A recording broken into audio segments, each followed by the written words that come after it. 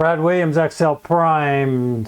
Section 2.10, learn how to autocorrect for shorthand data entry.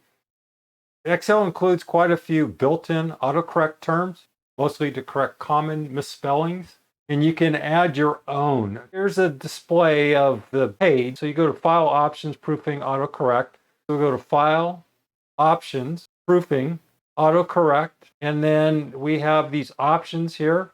You have auto format as you type, actions, math, autocorrect, and then here, internet, include fill formulas, tables. There's text that you want to change. You can, for example, see if you don't like that.